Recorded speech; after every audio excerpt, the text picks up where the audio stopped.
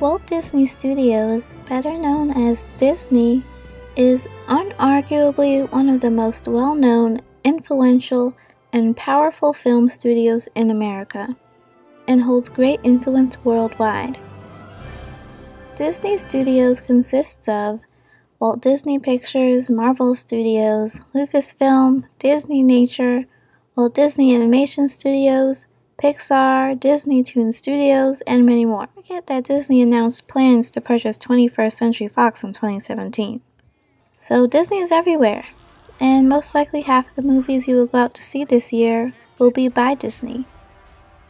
All this is to say that Disney has immense influence over the images that we see in film. Also, this meant that I needed to specify what films I was going to focus on for this video essay. I decided to focus on films by Disney Animation Studios. Disney Animation has produced many of the films that we have grown up with. They have shaped how we see the world. References and themes made in these classic Disney animated movies have become part of our culture and vernacular. Think True Love's Kiss or The Evil Stepmother. For this video, I will be exploring who the criminal is in Disney specifically. For the purposes of the video, I equate the Disney villain with the idea of the criminal. A common trend in Disney movies is to dehumanize the villain, not just by literally turning them into a non-human entity, but also with more subtle techniques. In almost every movie, the villain's eyes are inhuman or are revealed to be inhuman during one scene or another.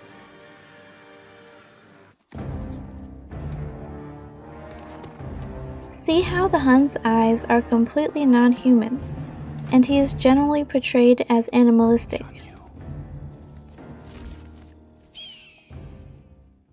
In these representations, there is an idea that they are so evil that their outsides betray their inner moral ineptitude. Just look at how visually distinct the bad guys are from the rest of the characters in their respective movies.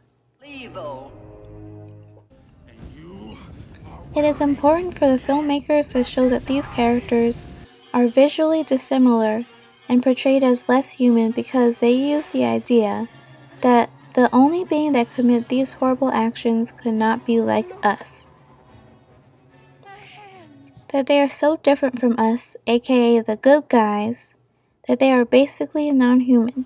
This representation of villainy or criminality is the result of a neoliberal mindset. Neoliberalism is a trend towards privatization and capitalism and away from public goods.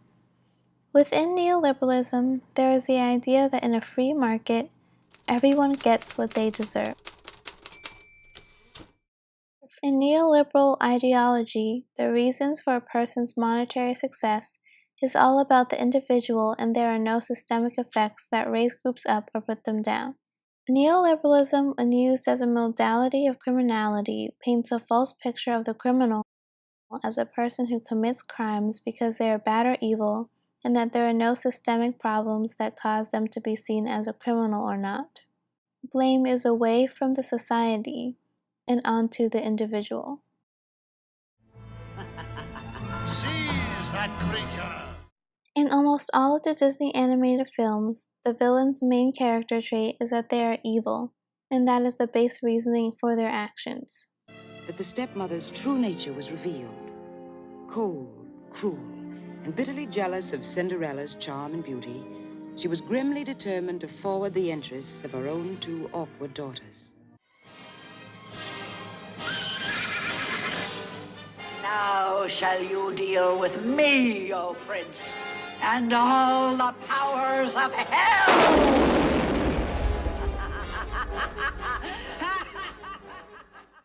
In many Disney films, you will find a motif of lightning flashing when a villain talks, which I believe is a means to represent the universal knowledge of this person's evil nature. The use of lightning shows that even the weather, that nature, knows that this person is evil. In movies such as Pocahontas, we can see how undeniable societal issues are seen through a neoliberal viewpoint. In Pocahontas, Governor Ratcliffe, the main villain in the movie, is shown as separate from the rest of the men. The movie does not shy away from the fact that all of the men coming to the Americas were racist and had bad intentions. We'll kill ourselves an engine, or maybe 2 or 3.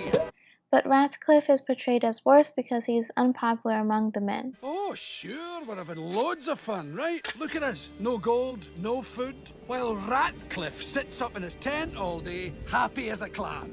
At the end of the movie, all the men except Ratcliffe come around to see that they should not fight the Native Americans. The movie does this to say that it wasn't all the men who were part of a societal issue. In the end, it was really all because of this one bad apple.